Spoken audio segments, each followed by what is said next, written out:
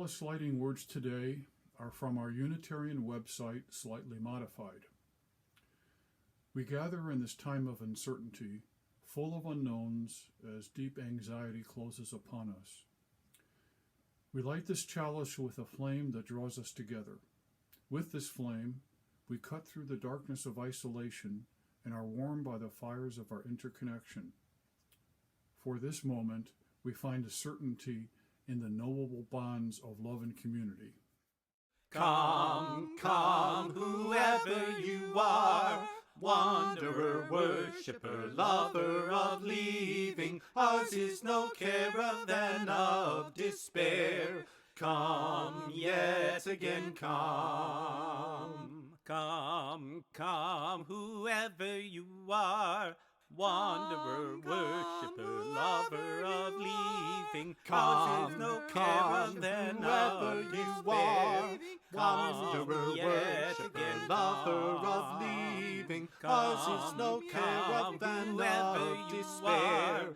Wanderer, yet again lover of leaving, ours is no care of than of despair. Wanderer, worshipper, lover of leaving, ours is no care of than of despair. Wanderer, yet again lover of leaving, ours is no care of than of despair. Wanderer, worshipper, lover of leaving, ours is no care of than of despair. Come, yet again come. Good morning. Our opening words today come from the hymnal, entry 457, by Edward Everett Hale, a famous Unitarian minister who lived from 1822 to 1909. I am only one, but still I am one. I cannot do everything, but I can still do something. And because I cannot do everything, I will not refuse to do the something that I can do. Hale was also a prominent short story writer, lecturer, and historian. In keeping with the theme of this service, one of Hale's lectures contained these inspiring words: look up and not down, look forward and not back, look out and not in, and lend a hand. This motto was the basis for the formation of Lend a Hand clubs, which, in the late 19th century, encouraged young people to volunteer for various causes. Today's service is a collaborative effort by your Board of Trustees. Over the summer, we had a board retreat, and this is an offshoot of a conversation we had during that retreat. We talked about the spirituality of service, and that led to us doing this service this Sunday. Now, what do I mean by service? I don't mean service as in Sunday service. I mean service as in service to the world, service to a cause, service to a community, etc. This is what we mean by spirituality of service. How can such service be nourishing? How can it be fulfilling? How can it be spiritual for the individual? Three of us will share our insights on this idea today, and I will go first.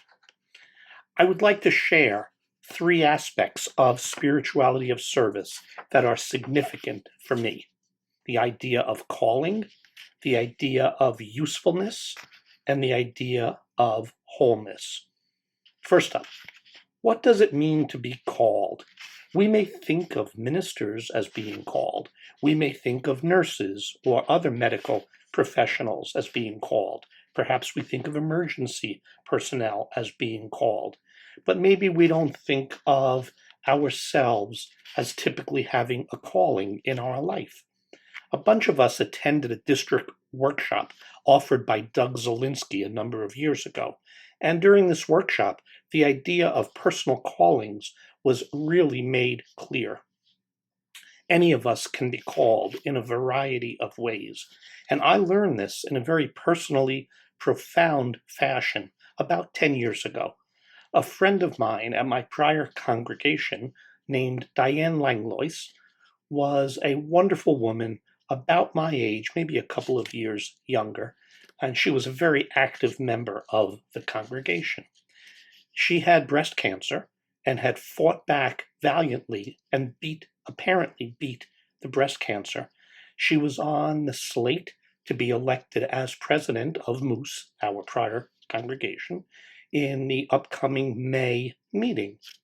And unfortunately, about a month before that meeting, she came out of remission and was very seriously ill again, and in fact died a couple of months later.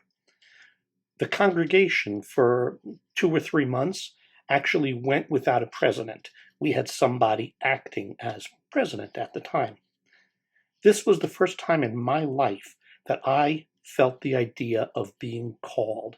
It just seemed to me that I needed to step up and volunteer to fill that role if people thought that was appropriate. I never had had this sense of calling before at any other point.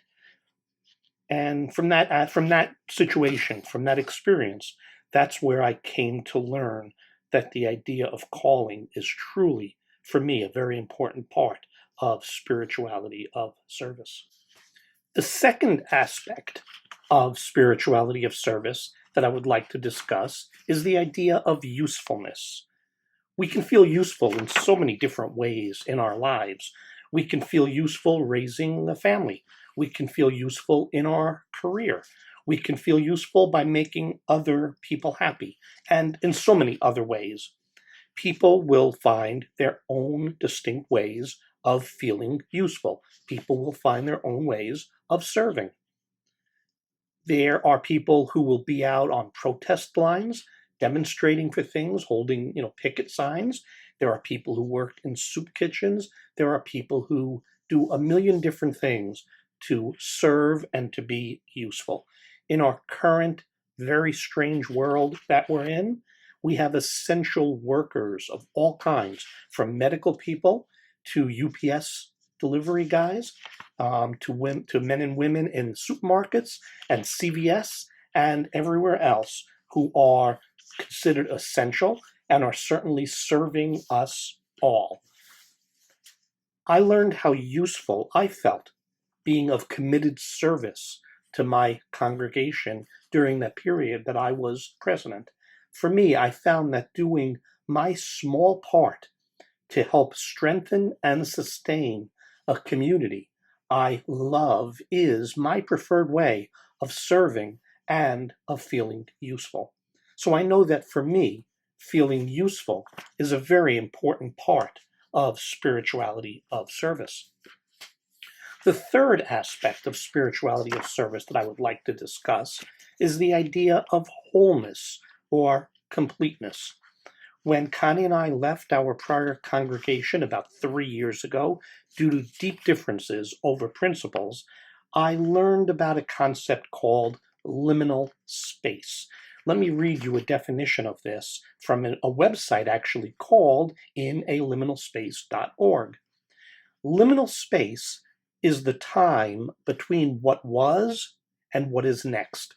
It is a place of transition, a season of waiting and not knowing. Liminal space is where transformation can take place if we learn to wait and let it form us. During Connie's and my search for a new congregation, I certainly found that I was in what I now know is called a liminal space. I felt very wobbly. I felt incomplete during this period of not serving, of not feeling useful. I felt like a leg was missing from a stool that was supporting me. Something was truly missing in my life. During the service, early on in my time here at UUCGB, we sang the song, "What Shall I Do with These Hands of Mine?" I happen to love this song, but I started crying as we sang this together, and this was truly a very powerful experience for me. I knew it was time for me to be of service again, to regain that feeling of wholeness, that sense of wholeness and completeness is truly, for me, an essential part of the spirituality of service. So service is not a chore like doing dishes or doing the laundry. Service can be deeply satisfying, personally meaningful, and spiritually nourishing. I have come over the years to understand how important service is in my life, and I have indeed found that service satisfies my need for a sense of calling, for that feeling of usefulness, and for that sense of wholeness in my life. Thank you. Good morning. My service to this church has taken many forms, most of them unexpected. This is hardly surprising, since my embracing this faith of ours was not something I ever expected to do. You see, I started attending this church because it gave me an opportunity to sing with the choir. It was an entirely selfish act. I was not looking for a faith community. I was not looking to be fulfilled. I was not looking to serve anyone or anything. I just wanted to sing. But there I was, surrounded by amazing people who were saying amazing things. And I quickly realized that I had found something that I was not looking for, but which I always needed to find. And so, my singing became, more and more, not about me, but about the church, for the church. And my spirit was filled with joy. And then, we found ourselves without a music director. Ellen and I decided to step in and take over the choir, which gave us the opportunity to serve the church in a deeper and more involved manner, and our spirits sang with joy. Another unexpected way that I have been able to serve the church is through worship weavers. The worship weavers came into being under the leadership of our last minister, Julianne. At the beginning, our work was concentrated on supporting her chosen service topics by choosing readings and hymns, and on making improvements to our sanctuary to make it a more effective and welcoming space. And this work led me to a deeper consideration and understanding of this faith of ours, and my spirit sang with joy. And then, this church came to the painful realization that we could no longer afford to pay a minister. The worship weavers were thrown unexpectedly into the role of making sure that there was a service each and every Sunday. Without a blueprint, without training, we stumbled our way through, aware of the great weight of responsibility we had taken on. But we were never alone. The congregation was unflagging in their love and support, and with their faith in us. And with the help of that faith and that support and that love, we found the strength to carry on. And the unexpected happened. We found that through this work we were doing for the church, our understanding of and our commitment to our faith grew, and our spirits sang with joy. I strive in my work for this church to always remember that it is about the church, not about me. Sometimes I have to give myself a dope slap as a reminder of that, but that's okay. We all stray. And the best part of my service for this church is that it has given me much needed perspective in my life outside of the church. It has helped me to be more patient, more giving, to be less self-centered, to be more forgiving. And isn't that part of what church is for? To help us to be better people in our day-to-day lives? Isn't that, in fact, what our 7 principles are all about? My service for this church has reaped benefits for me far beyond the effort I have put in. And because of that, my spirit sings with joy.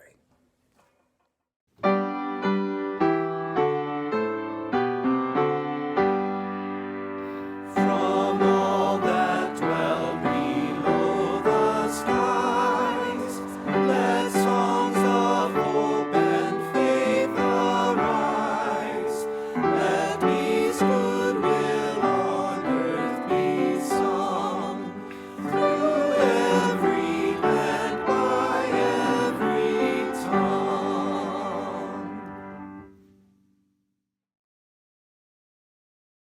Love is the spirit of this church, and service its joy. This is our great covenant, to dwell together in peace, to seek the truth in love, and to help one another.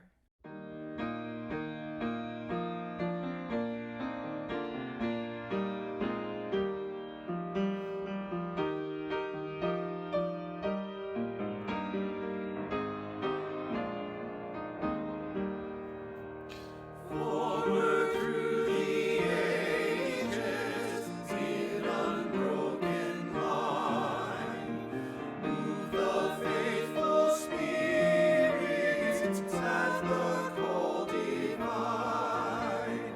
Gifts in differing measures, hearts of one accord, manifold the service, one the sure reward. Forward through the ages, in unbroken line, move the faithful spirits at the call divine. Wider grows the vision, realm of love and light. For it we must labor till our faith is sight. Prophets have proclaimed it, martyrs testified. Poets sung its glory, heroes for it died. Forward through the ages, in unbroken line, move the faithful spirits at the call divine. Not alone we conquer, not alone we fall. In each loss or triumph, lose or triumph all. Bound by God's far purpose, in one living whole, move we on together to the shining goal. Forward through the ages, in unbroken line, move the faithful spirits at the call divine. Today's closing words are written by Carolyn, your Board of Trustees treasurer. These hands are mine to do my will. They're mostly active, sometimes still. They are the tools that follow through on what my mind decides to do.